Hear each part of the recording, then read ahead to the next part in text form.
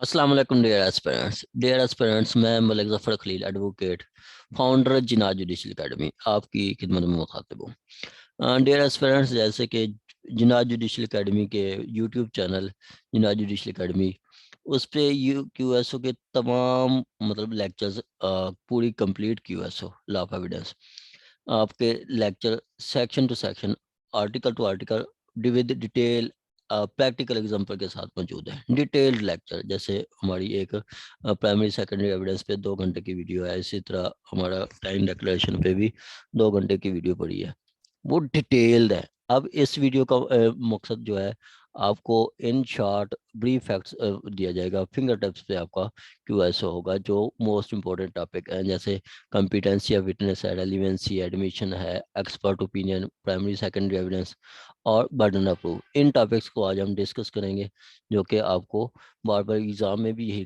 Topics repeat हो रहे हैं। चलें स्टार्ट करते हैं। क्यूएसओ क्या है? क्यूएसओ सबसे पहले हम पढ़ते हैं कि जी फैक्ट। फैक्ट क्या है? Fact means anything being perceived by the five senses. ठीक है, बाय दी फाइव, हम सेंसेस से जो परसीव करते हैं वो फैक्ट है। हम आंखों से देखते हैं, कानों से सुनते हैं और स्मेल करते हैं, नाक से सूंघते हैं और जुबान से टेस्ट करते हैं, हाथों से छूते हैं, तो ये क्या है? आपका फैक्ट है। हम बैठे हैं बाहर और फायरिंग की आवाज़ सुनी, ये फैक्ट है। बाहर देखा किसी के हाथ में पिस्टल है, फैक्ट है।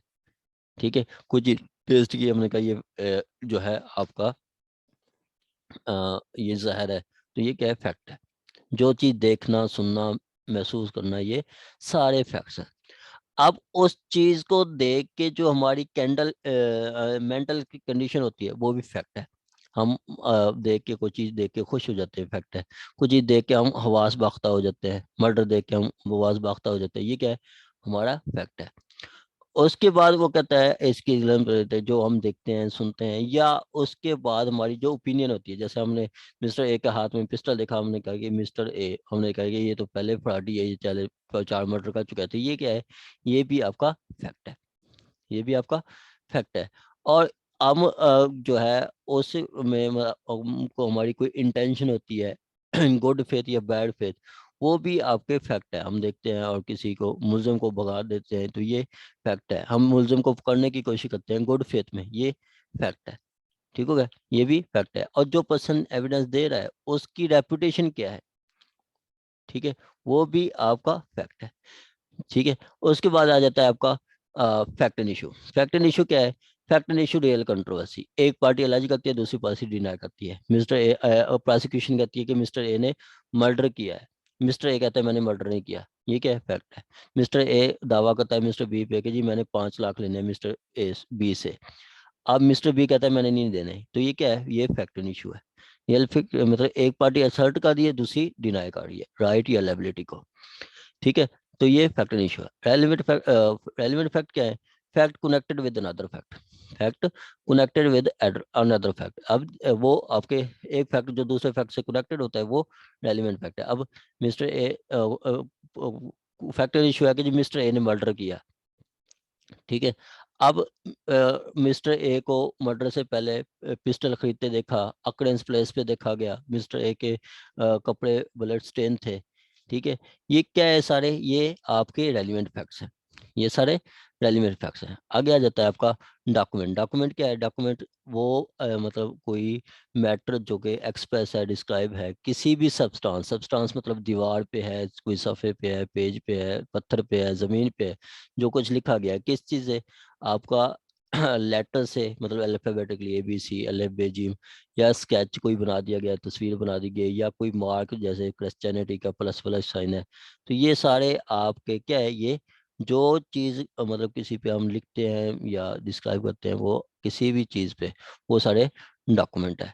अब एविडेंस क्या है? जो स्टेटमेंट हम कोर्ट में देते हैं, वो एविडेंस है, उसको ओरल एविडेंस कहते हैं। कोई डॉक्यूमेंट कोर्ट में देते हैं, वो आपका डॉक्यूमेंट्री एविडेंस है। आगे आ जाता है आपका ये competency of witness. Competency of witness क्या है? कि वो कहता है कि जी जनरल रूल ये है कि all the persons are competent to testify. दुनिया में जहाँ जितनी भी लोग हैं, वो सारे कॉम्पिटेंट टू टेस्टिफाई हैं। कंडीशन क्या है? If you understand the question and give rational answer. मैं मिस्टर ए से पूछता हूँ कि जी सुबह आप किस टाइम उठे थे, तो मिस्टर ए कहता है मैंने सुबह 5 बजे उठा हूँ। तो ये क्या है, मिस्टर ए ने पहले क्वेश्चन अंडरस्टैंड किया कि मैं पूछ क्या रहा हूँ, ठीक है।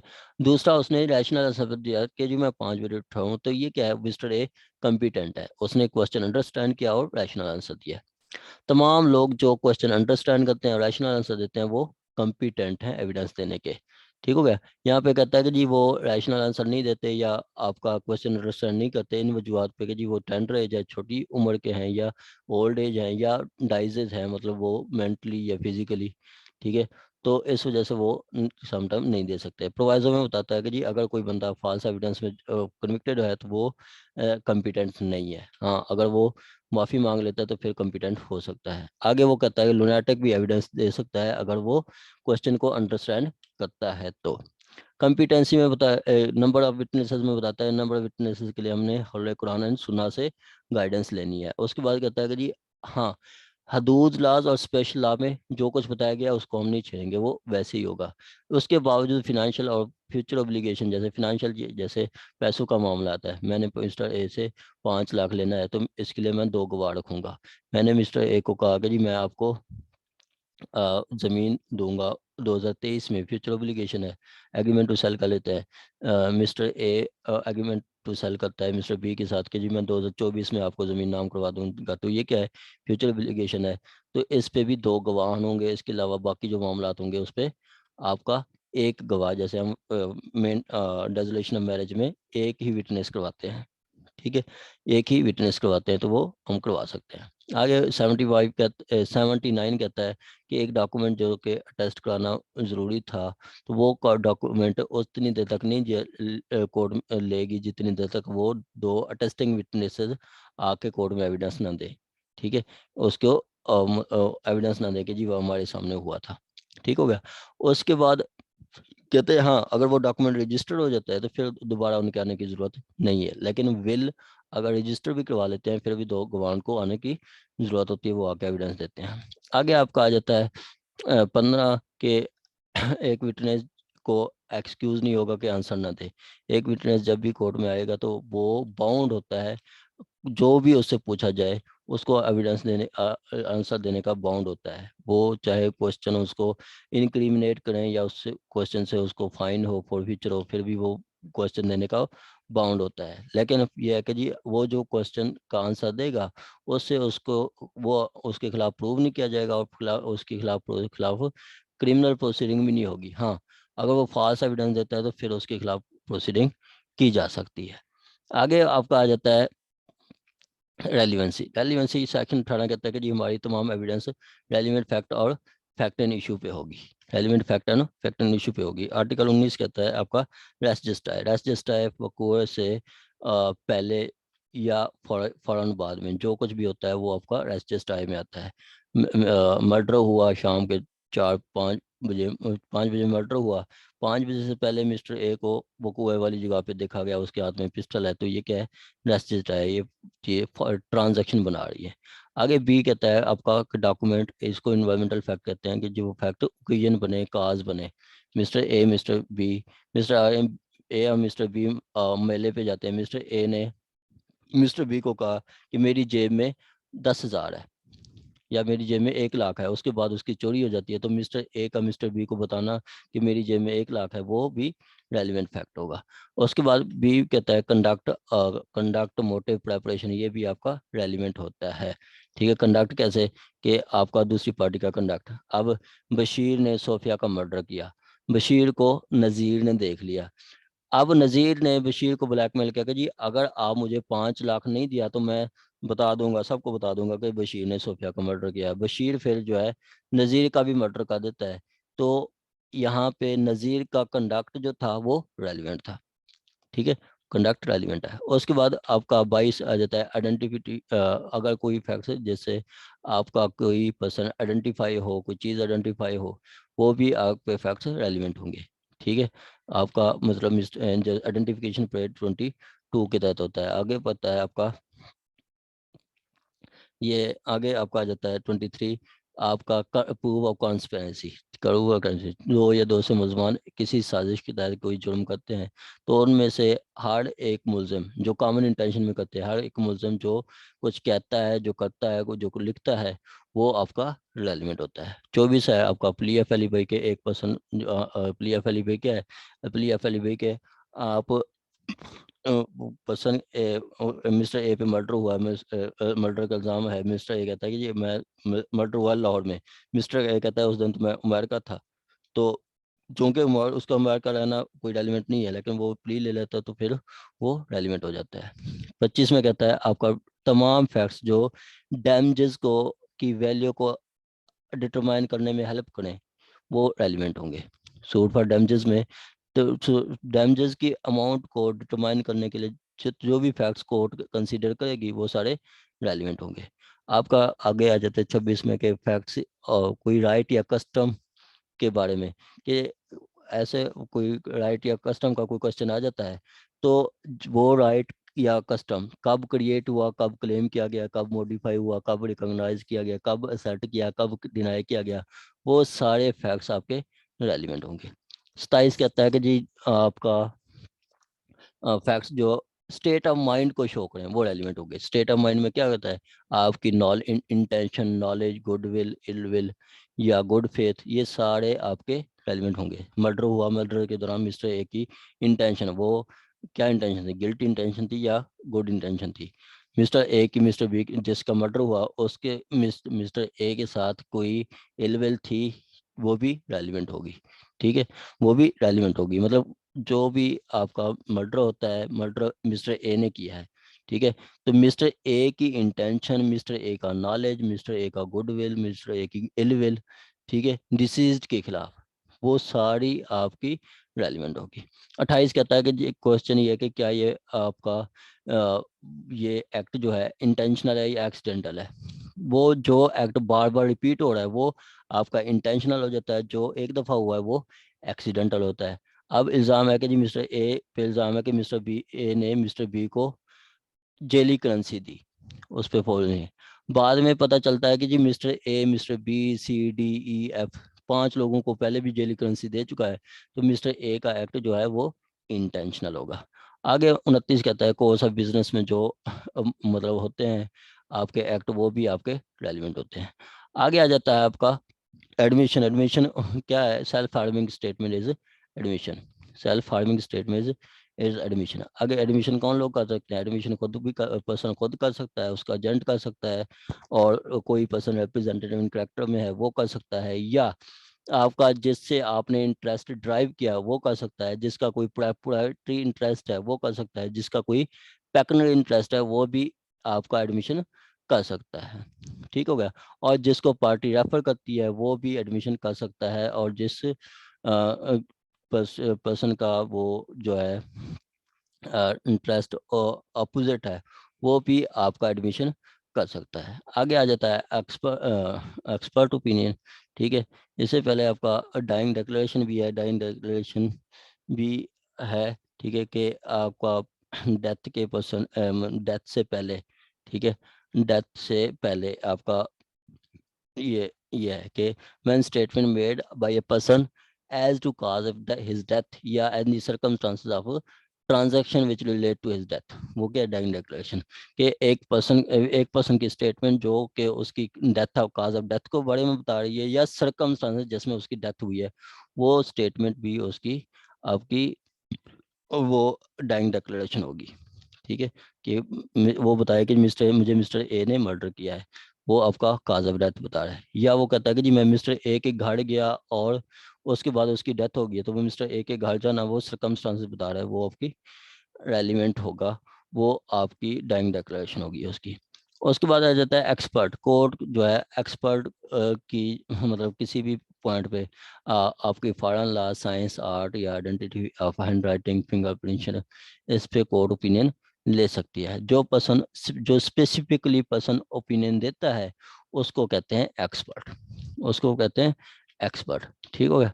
अब क्वेश्चन 61 पे आता है कि जी आपका hand writing, opinion of hand writing. Hand writing जो है वो उस पर क्वेश्चन आता है तो हम लिखते हैं 59 61 59 और 84 75 78। ठीक है, क्वेश्चन है कि जी हैंड राइटिंग का, ठीक है, कि हैंड राइटिंग को हमने कैसे प्रूव करना है। तो हैंड राइटिंग के बारे में कि जी पर्सन एक्वेंटेड विद दी आपका वो राइटिंग, जो पर्सन राइटिंग से एक्वेंटेड विद होता है वो पर्सन की जो हैंड राइटिंग वो ओपिनियन है, वो एविडेंस है, वो रेलिवेंट होगी। अब रजिस्ट्रेशन में भी यही है कि जी मिस्टर ए लंदन से लेटर लिखता है मिस्टर बी को जो पाकिस्तान में है। अब मिस्टर बी को पास लेटर आया तो उसने उसकी मिस्टर ए की हैंड राइटिंग देखी, मिस्टर बी की एविडेंस वो रेलिवेंट होगी। ठीक है, और उसी मिस्टर बी ने वही लेटर दे दिया एक एजेंट को। ठीक है, तो एजेंट की एविडेंस भी रेलिवेंट होगी। इसी तरह मिस्टर बी ने वही डॉक्यूमेंट दे दिया मिस्टर डी को जो कि उसका क्लर्क है कि जी आप इसको संभाल के रखें, तो वो उसकी भी एविडेंस रेलिवेंट होगी। अब मिस्टर ए जो कि लंदन से लेटर लिख रहा है, उसके लेटर की डिस्प्यूट आ जाता है कि क्या ये लेटर उसने लिखा है या नहीं लिखा। तो यही उसका लेटर जिन लोगों ने पढ़ा है, जैसे उस मिस्टर बी और लॉ में बैठा है उसने पढ़ा है, उसके एजेंट ने पढ़ा है, उसके नौकर ने पढ़ा है, ये तीन लोगों की एविडेंस रेलिवेंट होगी। ठीक हो गया। उसके अलावा जो 78 के तहत कोर्ट उसकी कंपैरिजन कर सकती है, उससे खुद साइन करवा सकती है। 78 के तहत उससे साइन वगैरह करवा सकती है कोर्ट कि जी आप लिख के दें वो, और जो लिखेगा तो वो कोर्ट 84 के तहत कंपैरिजन भी कर सकती है कि दोबारा वो कंपेयर करेगी कि उसके साथ रिलेट करता है या नहीं। ठीक है, तो यहाँ पे आपका आ जाता है कि जी हैंड राइटिंग के बारे में, तो हैंड राइटिंग को कौन से किन पर्सन की एविडेंस रेलिवेंट होगी। तो हैंड राइटिंग में उन पर्सन की जो उसकी हैंड राइटिंग से अक्वेंटेड विद होंगे, जानते होंगे, जैसे उसकी फैमिली मेम्बर या उसके जो इससे रिलेट करते हैं, एक्सपर्ट ओपिनियन, कंपैरिजन, ये सारा आ जाएगा। उसके बाद क्वेश्चन आ जाता है ओपिनियन राइट या कस्टम का। तो वो हर वो पर्सन जिस जो उस राइट या कस्टम के बारे में की एग्जिस्टेंस के बारे में जानता है, उनकी एविडेंस रेलिवेंट होगी। उसके बाद आ जाता है आपका आगे आ जाता है आपका करेक्टर। करेक्टर वो कहता है कि सिविल केसेस में करेक्टर एलिमेंट नहीं होता। ठीक है, सिविल केसेस में करेक्टर रेलिवेंट नहीं होता। क्रिमिनल केसेस में गुड करेक्टर रेलिवेंट होता है। ठीक है, और क्रिमिनल केसेस में जो बैड करेक्टर है रेलिवेंट नहीं होता, लेकिन एक्सेप्ट एंड रिप्लाई, रिप्लाई में वो रेलिवेंट हो जाता है। जैसे अब जो कंप्लेनेंट है वो कह रहा है कि जी अक्यूज पहले भी 10 मर्डर कर चुका है, तो कोर्ट उसकी बात नहीं सुनेगी। ठीक है, चाहे वो 10 मर्डर कर भी चुका है। हाँ, अगर अक्यूज खुद आगे कह के मैं हाजी साहब हूँ, मैंने कभी किसी का मर्डर नहीं किया, तो उसके इस रिप्लाई पे फिर कंप्लेनेंट एविडेंस दे सकता है कि जी वहाँ वो पहले मर्डर कर चुका है। इसी तरह आपका आ जाता है ओरल एविडेंस। ओरल एविडेंस कहते हैं कि जी must be direct, oral evidence direct होनी होगी। ठीक है, आपका सत्य तो बताता है तमाम फैक्ट्स को हम प्रूव कर सकते हैं, ओरल एविडेंस से प्रूव कर सकते हैं, लेकिन कंटेंट ऑफ डॉक्यूमेंट को हम ओरल प्राइमरी या सेकेंडरी एविडेंस से प्रूव करेंगे। आगे कहता है oral evidence must be direct, मतलब ओरल एविडेंस जिसने सुनी है वही आके देगा, जिसने देखा है वही आके देगा, और जिसने परसीव किया है वही आके देगा। ठीक हो गया। आगे आ जाता है हमने पढ़ा 72 में कि जो कंटेंट ऑफ डॉक्यूमेंट है उसको हम प्राइमरी या सेकेंडरी एविडेंस से प्रूव कर सकते हैं। कंटेंट ऑफ डॉक्यूमेंट को हम प्राइमरी या सेकेंडरी एविडेंस से प्रूव कर सकते हैं। प्राइमरी एविडेंस क्या है? Document itself produce for the inspection of court. जो डॉक्यूमेंट हम खुद कोर्ट में पेश करेंगे, जैसे मेरे पास शिनाख्ती कार्ड है, मैं आपको कोर्ट को दे देता हूँ वही शिनाख्ती कार्ड, तो वो क्या है? प्राइमरी एविडेंस है। जो डॉक्यूमेंट इटसेल्फ कोर्ट में प्रोड्यूस किया जाता है वो प्राइमरी एविडेंस है। उसकी एक्सप्लेनेशन में कहता है जैसे सेवरल पार्ट्स, निकाह के 4 पार्ट हैं, 4 पार्ट कोई एक पार्ट लेके आएंगे कोर्ट में, वो प्राइमरी एविडेंस है। ठीक है, कोई एक बार। आगे एक काउंटर पार्ट, काउंटर पार्ट जैसे हम बैंक में डिपॉजिट स्लिप जमा कराते हैं तो 2 स्लिप्स होती हैं, एक में मिल जाती है, एक बैंक के पास रहती है। कल को मनी के डिस्प्यूट आ जाता है तो मेरे पास जो स्लिप है वो भी आपका प्राइमरी एविडेंस है, जो बैंक के पास स्लिप होगी वो भी प्राइमरी एविडेंस है। उसके बाद आज आपका आ जाता है कि कोई यूनिफॉर्म प्रोसेस में जो डॉक्यूमेंट्स बनाते हैं एक से बन जाते हैं at a time, uniform process से। जैसे प्रिंटिंग, एक दफ़ा वो कमांड देते हैं, 1000 डान के पेज आ जाते हैं, 1000 प्रिंट कॉपी आ जाती है दुनिया अखबार के, तो वो सारे आपके प्राइमरी एविडेंस होगी, सारी 1000 की 1000। इसी तरह लिथोग्राफी एक कमांड देते हैं 200 फ्लैक्स बना देते हैं। इस तरह फोटोग्राफी एक कमांड देते हैं, हम 12 तस्वीरें ले लेते हैं एक ही कमांड से, तो वो 12 की 12 प्राइमरी एविडेंस होंगी। इसी तरह आपका आ जाता है सेकेंडरी एविडेंस। क्या है सेकेंडरी एविडेंस? कहता है कि जी वो सेकेंडरी एविडेंस में मुराद सर्टिफाइड कापीज या आपकी फोटो कापीज, ठीक है, या कापी जो कंपेयर की जाती है दूसरे डॉक्यूमेंट से, या फिर आपका oral account of the content of document. Content of document के बारे में कुछ ओरली आप आके कहते हैं, वो भी आपकी सेकेंडरी एविडेंस होती है। उसके बाद आपका आ जाता है कि सेकेंडरी एविडेंस हम कब दे सकते हैं। सेकेंडरी एविडेंस हम इन सिचुएशन में दे सकते हैं। पहला, जब प्राइमरी एविडेंस दूसरी पार्टी के पोजीशन में हो, ठीक है। मैं एग्रीमेंट टू सेल करता हूँ मिस्टर बी के साथ, आपका जो ओरिजिनल डॉक्यूमेंट है वो मिस्टर बी के पास है, तो मैं उसकी सेकेंडरी एविडेंस दे सकता हूँ। इसी तरह अगर वही ओरिजिनल जो है डॉक्यूमेंट वो डिस्प्यूटेड नहीं है, एडमिटेड है, ठीक है, तो उसकी सेकेंडरी एविडेंस दे सकते हैं। ओरिजिनल लास्ट डे डिस्ट्रॉय हो गया, उसकी सेकेंडरी एविडेंस दे सकते हैं। ओरिजिनल बल्कि है, उसकी सेकेंडरी एविडेंस दे सकते हैं। या ओरिजिनल जो है इजीली मूवेबल नहीं है, जैसे मल्टीनेशनल कंपनीज के डॉक्यूमेंट्स हैं, या पब्लिक डॉक्यूमेंट है, उसकी भी हम दे सकते हैं। जुडिशियल प्रोसीडिंग का हिस्सा है, वो भी उसकी भी हम एविडेंस दे सकते हैं ओरिजिनल। हम उसकी सेकेंडरी एविडेंस दे सकते हैं। उसके बाद इसी तरह आ जाता है आपका burden of proof. Burden of proof क्या है? आपका बर्डन ऑफ प्रूफ कहता है कि जो पार्टी एलेज करेगी, who alleged must prove it, he who alleged must prove it, ठीक है। अब बर्डन ऑफ प्रूफ क्या है कि आपका जब एक कहता है whenever any court give judgment, whoever desire any court give judgment as to like a right depend on the existence of fact which he assert must prove it। कि एक पार्टी कह रही है कि जी आप कोर्ट को, मैं मिस्टर कोर्ट को कहता हूँ कि जी मैंने मिस्टर बी से 5 लाख लेना है, आप डिग्री दें, तो कोर्ट कहेगी जी आप प्रूव करेंगे जी आपके पास आप कि ये फैक्ट्स एग्जिस्ट करते हैं। जो मैं कह रहा हूँ कि मैंने मिस्टर ए से 5 लाख लेने हैं, तो मुझे प्रूव करना पड़ेगा, ठीक है। और जिस पे बर्डन ऑफ प्रूफ आ जाता है, तो उसको को कहती है कोर्ट आप प्रूव करें, तो समझा जाता है कि बर्डन ऑफ प्रूफ उस शख्स पे है। इसी तरह आपका सेक्शन 18 क्या कहता है कि बर्डन ऑफ प्रूफ किस पे लाई करता है? बर्डन ऑफ प्रूफ कहता है सूट या प्रोसीडिंग पे, उस पे लाई करता है जो अगर दूसरी तरफ से एविडेंस ना आए तो उसी पहले पर्सन पे लाई करता है। इसकी इलस्ट्रेशन यही है कि मैं कहता हूँ कि जी मिस्टर बी के पास जो पोजेशन ज़मीन है वो मेरी है, क्योंकि मिस्टर बी के वालिद ने मुझे विल में गिफ्ट की थी, ठीक है। मिस्टर बी के वालिद ने मुझे गिफ्ट की थी। अगर मैं एविडेंस नहीं दे पाता और मिस्टर बी भी एविडेंस नहीं दे पाता, तो कोर्ट समझेगी कि जी मिस्टर बी का पोजीशन ठीक है, ठीक है। मैं एलिज कर रहा हूँ, मैंने प्रूव करना है। अगर मैं प्रूव नहीं कर पाता, तो मिस्टर बी प्रूव करेगा कि जी वो वाकई उसकी ज़मीन है। अगर दोनों तरफ से एविडेंस नहीं आती, तो वो पहली पार्टी जो उसके पोजीशन में है वही समझा जाए कि वो उसके पोजीशन में ठीक है।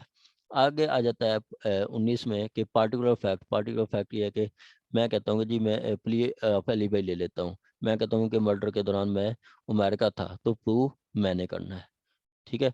उसके बाद आ जाता है B burden of prove the evidence must prove. अब दो फैक्ट्स हैं जिसके एक फैक्ट को प्रूव करने के लिए दूसरे एविडेंस की ज़रूरत है, तो पहले दूसरी एविडेंस हम देंगे। जैसे अब मैं कहता हूँ कोर्ट को कि जी ये मिस्टर ए की डाइंग डिक्लेरेशन है, तो कोर्ट कहेगी कि मैं पहले डाइंग डिक्लेरेशन ले लूँ, पहले आपने प्रूव करना है कि मिस्टर ए डेथ हो गई है। मैं अदालत को कहता हूँ कि ये मिस्टर ए की डाइंग डिक्लेरेशन है, तो कोर्ट का पहले प्रूव करेगी कि मिस्टर ए का डाइंग डिक्लेरेशन ले और डेथ सर्टिफिकेट ले आओ कि वाकई मिस्टर ए की डेथ हो गई है। इसी तरह आपका आ जाता है 21 में कि burden of proof as to burden of proving accused with fall within exceptions, ठीक है। अब कहता है कि जी ऐसे केसेस जो एक्सेप्शन में फॉल करते हों, मुझ पे एफआईआर हुई है, ठीक है, और मुझ पे एफआईआर हुई है और मैं कहता हूँ कि जी जिस टाइम मतलब ये जो मैंने मतलब 302 की है, तो मैं तो इस फैक्ट के बारे में जानते नहीं हुई है मेरी, मैं उस टाइम अनसाउंड माइंड था, ठीक है। मैं कोई स्पेशल प्ली ले लेता हूँ, मैं कहता हूँ कि मैं अनसाउंड माइंड था, तो प्रूव मैंने करना है, ठीक है। जो पर्सन स्पेशल प्ली लेता है, ठीक है, स्पेशल एक्सेप्शन की प्ली लेता है, बर्डन ऑफ प्रूफ उसके ऊपर है। मिस्टर ए पे इल्ज़ाम है कि जो उसने मर्डर किया, और मिस्टर ए कहता है मैंने सेल्फ डिफेंस में करना है, मैंने सेल्फ डिफेंस में किया है, तो मिस्टर ए ने प्रूव करना है कि वो उसने सेल्फ डिफेंस में किया है। इसी तरह आपका आ जाता है, बड़ा कोर्ट ने यही प्रिज्यूम करना है कि जी वो जो प्ली ले रहा है उसी प्ली कोई फाल नहीं करती थी। अब मिस्टर ए कह रहे थे मैंने सेल्फ डिफेंस में किया है, तो कोर्ट ये प्रूव कर प्रिज्यूम करेगी कि उसने सेल्फ डिफेंस में नहीं किया, ठीक है। उसके बाद आपका आ जाता है 22 में कि जिसके पास स्पेशल नॉलेज होता है उसने प्रूव करना होता है, ठीक है, जिसके पास स्पेशल नॉलेज होता है उसने प्रूव करना होता है।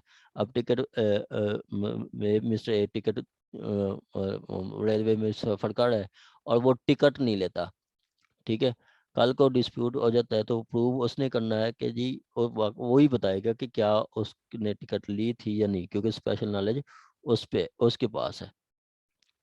इसी तरह आगे आ जाता है अ, अ, ये जो है मेन इम्पोर्टेंट जो है आपका, किसी की क्रेडिट की इम्पीचमेंट, किसी पर विटनेस की इम्पीचमेंट कैसे कर सकते हैं, ठीक है, किसी विटनेस की क्रेडिट को, किसी की ईमानदारी को हम कैसे इम्पीच कर सकते हैं।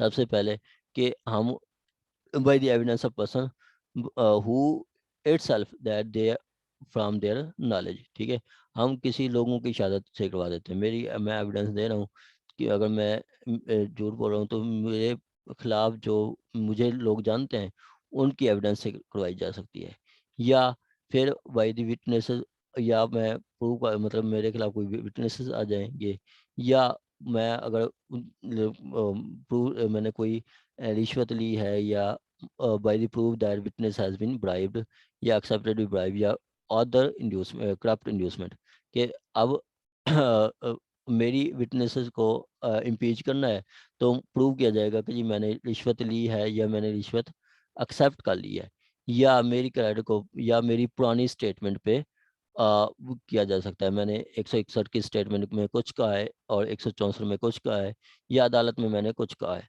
तो इस तरह इम्पीच कर सकते हैं। 161 सिंपली यही है कि जी हमने किसी विटनेस की सच्चाई को कैसे पकड़ना है, कैसे इम्पीच करना है, ठीक है। वो लोगों की गवाही से भी हो सकती है, या उस ये प्रूव करके जी उसने रिश्वत ले ली है, या ये प्रूव करके कि जी उसकी पुरानी स्टेटमेंट दिखा के, ठीक है। मैं आके कहता हूँ कि जी मेरी आंखों के सामने चोरी हुई है, ठीक है। अब इसी चीज़ को मतलब प्रूव करने के लिए या डिसप्रूव करने के लिए दो गवाह आके इस स्टेटमेंट को डिनाई करें या असर्ट करें, ठीक है, तो उस सूरत में भी हो सकती है। या मैं मेरे खिलाफ यही कि जी मैंने रिश्वत ली है और झूठी शहादत दे रहा हूँ, इससे भी मेरी क्रेडिट इम्पीच हो सकती है। या मैंने जो है मेरी कोई पुरानी स्टेटमेंट जो उसमें मैंने इसके कंट्रा अगेंस्ट जवाब कोई स्टेटमेंट दी है, तो उससे भी प्रूव किया जा सकता है। और उसके बाद अब कहा जाता है 164, ठीक है। 164 आपका इसमें रिफ्रेशिंग मेमोरी भी आ जाता है। 165 55 के हम मेमोरी कैसे रिफ्रेश कर सकते हैं। मैं मेमोरी रिफ्रेश करनी है तो मैं अपने लिखे डॉक्यूमेंट को देख के भी अपनी मेमोरी रिफ्रेश कर सकता हूँ।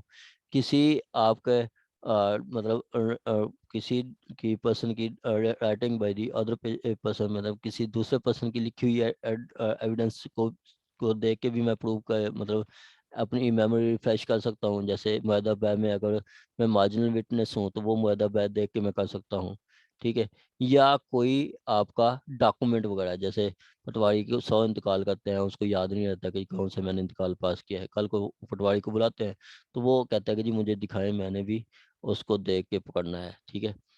तो वो भी आपका पटवारी अपने डॉक्यूमेंट को भी पेश कर दे के मेमोरी रिफ्रेश कर सकते हैं। सिंपली कहते हैं मेमोरी रिफ्रेश करनी है तो अपना लिखा हुआ डॉक्यूमेंट को देख के मेमोरी रिफ्रेश कर सकते हैं, किसी दूसरे का लिखा हुआ डॉक्यूमेंट को देख के रिफ्रेश कर सकते हैं, और अपना कोई डॉक्यूमेंट कोई डॉक्यूमेंट वगैरह दे के मेमोरी रिफ्रेश कर सकते हैं।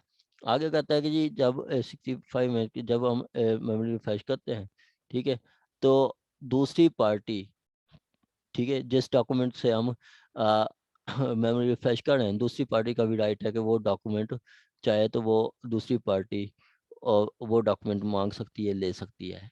इसी तरह दूसरी पार्टी जो है जिसने मतलब उसी मेमोरी जो डॉक्यूमेंट से मेमोरी फ्लैश की है आप पे क्रॉस भी कर सकती है। लास्ट वन है 64 164, वो आपकी मॉडर्न डिवाइसेस क्या है कि जी आप कोई भी एविडेंस जो है मॉडर्न डिवाइस के थ्रू देते हैं तो उसको आप मॉडर्न डिवाइस में प्रूव कर सकते हैं। मतलब कोई भी मतलब कोई फैक्ट है आप मॉडर्न डिवाइस से प्रूव कर सकते हैं, जैसे कोई यूएसबी में ले जाएं या कैमरा की डिवाइस से ले जाएं या टेप रिकॉर्डर वगैरह, ये सारा आपका आ सकता है। ये आपका एक ओवरव्यू है कानून शहादत ऑर्डर का। ठीक है, अगर ये वीडियो आपको पसंद आई है तो काइंडली ये जिनाह जुडिशल अकेडमी का चैनल सब्सक्राइब कर लें। Thank you so much.